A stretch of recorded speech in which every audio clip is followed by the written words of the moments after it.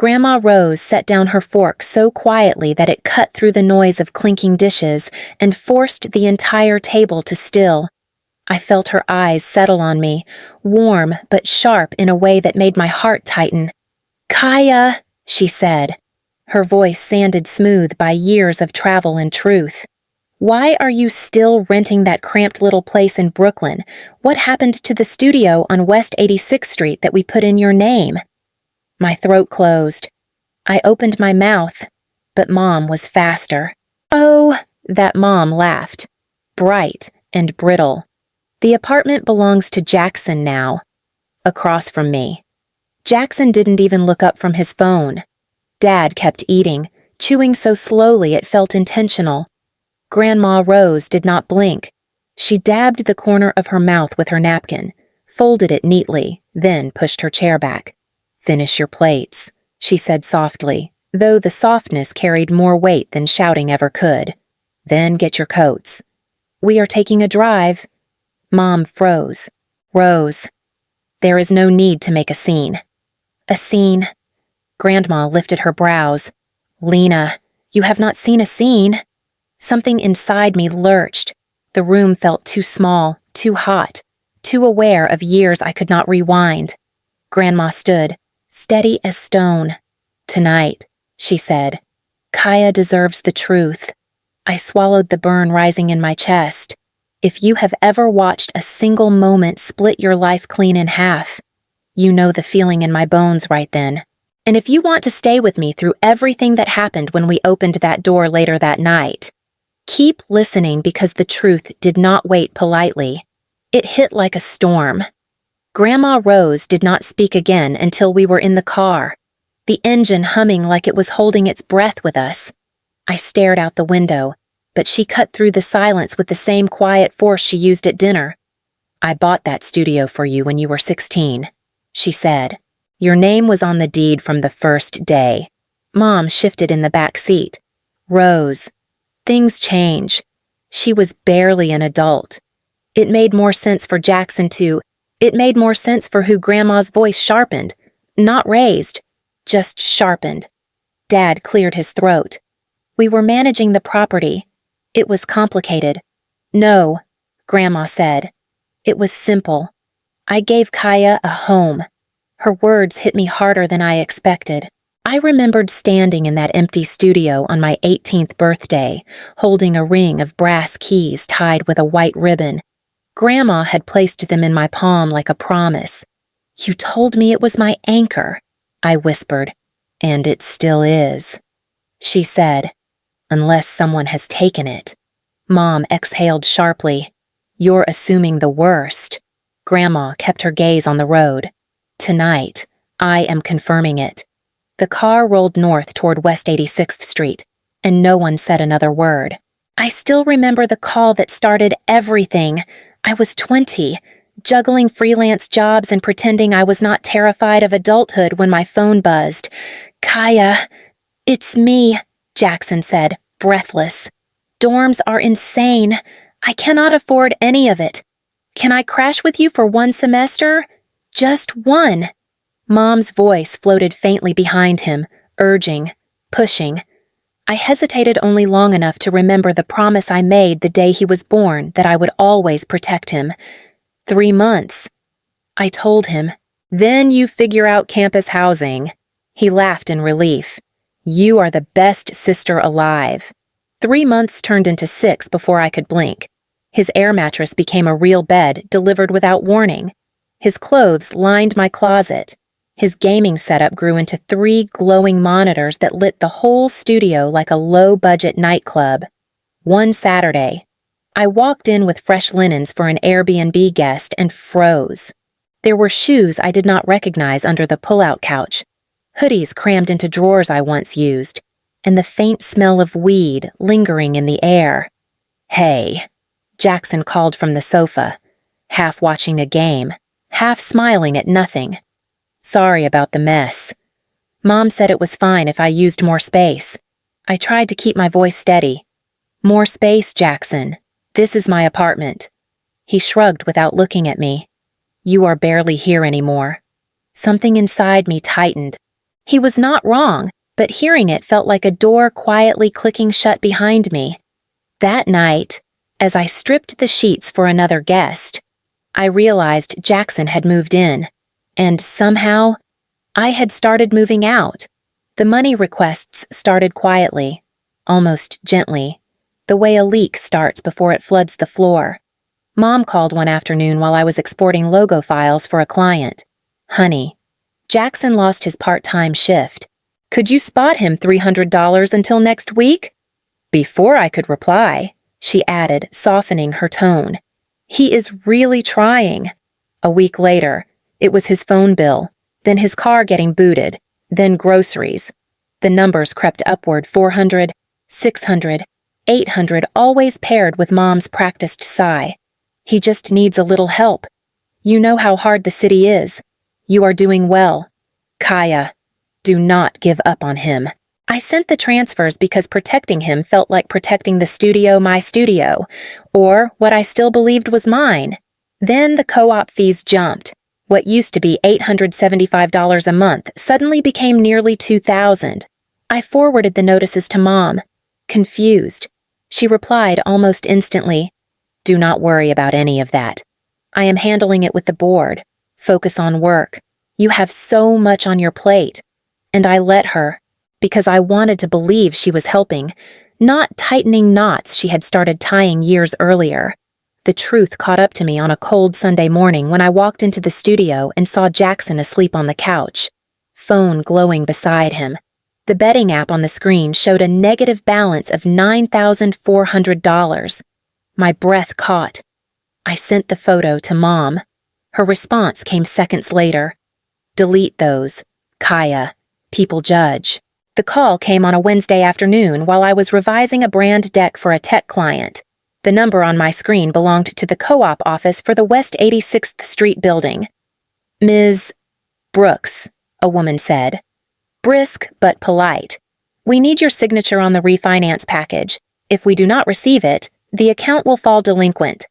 I pressed the phone tighter to my ear. "Refinance package, I did not apply for anything." A pause. Papers shuffled. "Your co-owner already submitted everything last month." "My what?" My voice cracked. "There is no co-owner." Another pause longer. Heavier. "According to our files, Jackson Brooks is listed alongside you." My heartbeat thudded against my ribs. "I never added him." "Ms. Brooks," she said carefully. "The paperwork we have shows both of your signatures. The refinance total is $290,000. We cannot proceed without your confirmation." My mouth went dry. "Send me the documents." I whispered. "We already emailed them. We can resend." I checked every inbox. Nothing. By the time the call ended, I was standing in my kitchen staring at the wall like it might give me back the last year of my life. There was only one thought left in my mind, sharp enough to cut through everything else. Something was terribly, impossibly wrong. I did not wait for anyone to resend anything. My hands were shaking too badly to think straight, but I opened my laptop and pulled up the city's property records anyway. I typed the address with fingers that felt numb. The page loaded and the world tilted. Owner of record, Jackson Brooks. Effective date 11 months earlier. My name was gone. Cleanly, quietly, erased as if I had never existed on that deed at all. I sank into the chair, the room shrinking around me. I called Mom because there was nowhere else for my mind to go. She answered on the first ring. "Sweetheart, you sound tense." "What happened? Why is Jackson listed as the owner of my studio?" A beat, then a practiced airy laugh. "Oh, that. It was easier for him to get stability. You were moving around so much. We handled it. You handled it." My voice shook. "Mom, there is a refinance for $290,000. Well," she said lightly, "your father co-signed. It all made sense at the time. No one told me." "You worry too much." "Kaya," she whispered. "Family can manage things without making everything dramatic." The warmth left my body. I hung up before she could soften her voice again, before she could twist guilt into something that felt like love. Hours later, I was still staring at that screen when my phone buzzed with a text from an unknown number. "I am back in town. We need to talk tonight." Grandma Rose. The timing felt too sharp, too precise, like she already knew the truth long before I did. Grandma Rose did not wait for explanations. When she arrived at my apartment that evening, she simply said, "Get your things. We are going to your studio." I followed her downstairs, my pulse still stuck in the rhythm it had kept since I saw my name erased. Mom and Dad were already by the car. Jackson slid into the back seat without looking at me, thumbs tapping his phone like nothing in the world concerned him. No one spoke during the ride into Manhattan. The silence felt like a verdict already forming. When we pulled up on West 86th Street, the doorman's eyes widened. "Mrs. Brooks," he said. "It has been a long time." Grandma nodded once. "We are going up." The elevator ride stretched into something unbearable. When we reached the 20th floor, Grandma stepped out first, took a worn brass key from her purse, and fitted into the lock. She pushed the door open. The smell hit first stale beer, old takeout, something sour. 3 guys I did not know were hunched around the television, cheering at a sports replay. Jackson stumbled to his feet. "Grandma." "What the hell?" She did not answer. She walked straight to the coffee table and dropped a thick folder onto it. Papers fanned out deed transfers, forged signatures, the refinance for $290,000, the home equity line for $180,000, bank statements showing transfers to offshore betting sites. Mom gasped. Dad went pale. Jackson stared at the documents as if the ink might rearrange itself into something gentler. Grandma finally spoke, her voice low and steady. "Explain." No one did. No one could. She turned to me. "Kaya, you are not staying here tonight. Pack whatever is left of your things." Then she faced the rest of them. "The 3 of you can stay here and think about what comes next." The next morning, Grandma Rose led me to a tiny cafe 2 blocks south of the park. She moved with purpose, not anger, something colder, steadier. When we stepped inside, a woman in a navy blazer lifted her head. "Kaya," Grandma said, guiding me forward. "This is your aunt, Tessa Brooks Ward." Tessa extended her hand. "Grip firm. I flew in last night. Rose said we have a situation." Grandma slid the same folder from the night before across the table. "Show her." Tessa opened it, flipping through each page with the precision of someone used to dissecting lies for a living. "The signature on this deed is fake," she said. "The tail on the Y is wrong. The notarization is illegal. And this refinance, $290,000, never should have been approved without you present." Mom's voice echoed in my memory. "You worry too much, Kaya. Family can manage things." Tessa looked up. "They did not manage anything. They stole from you." Grandma placed a hand over mine. "I kept all the original documents in a bank vault in Montreal. The deed, the gift letter, everything." Tessa nodded. "Then we can fix this. Quiet title action, fraudulent conveyance. I will handle it." For the first time in months, I felt something settle inside me, not peace, not yet, but the shape of it. Aunt Tessa moved fast. By Monday morning, she had looped in a litigation attorney named Lauren Park, a woman whose voice alone could slice through a boardroom. When Lauren called me, she did not waste time. "We are filing 2 actions, a quiet title suit and a fraudulent conveyance claim. Once filed, no one touches that property without going through us." I agreed, my voice steadier than I felt. The backlash began the same afternoon.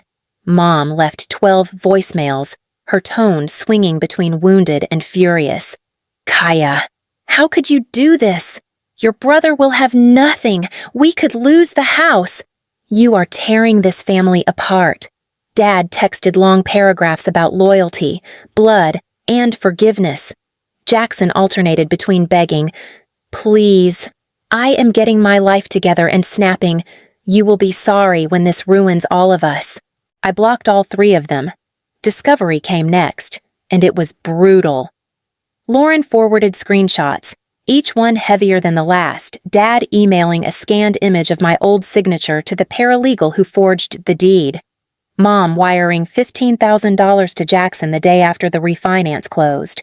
Jackson bragging in a group chat, "Sis will never notice. Free condo money." Lauren called me that evening. They left a trail a mile wide. She said, "This case is not a fight. It is cleanup."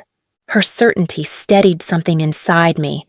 For the first time, I felt the ground shifting not under me, but beneath them. The courtroom felt colder than winter. When the judge lifted her ruling, the entire row behind me went silent. Plaintiff Kaya Brooks is the sole and rightful owner of the property. She said, "The deed transfer to Jackson Brooks is void.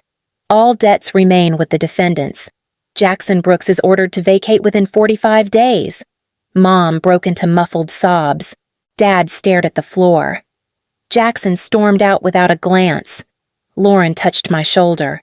"You won your home back. All of it." Grandma Rose squeezed my hand. "I told you, sweetheart. The truth stands." When I unlocked the studio days later, it felt like stepping into a wrecked version of my past bottles. Stains, holes in the wall. I opened the windows and started picking up what was left. Contractors followed. New paint, new counters, new locks. A fireproof safe bolted to the closet floor. I rebuilt the space until it finally looked like mine. Not a memory someone had stolen from me. Mom sent one last email after their house was auctioned. "We have nowhere to go." I replied once. "I chose to stop drowning with you." That night, I sat on the balcony with a glass of wine. Grandma's newest postcard rested in my lap. "Love you bigger than the sky. Keep the balcony light on." I plugged in the new string lights, warm and steady, and let them glow across the park. If you are still here with me, listening to this entire story, thank you. And if you know someone who needs to hear what it costs to reclaim your own life, share this with them. The light stays on now for me, and maybe for them too.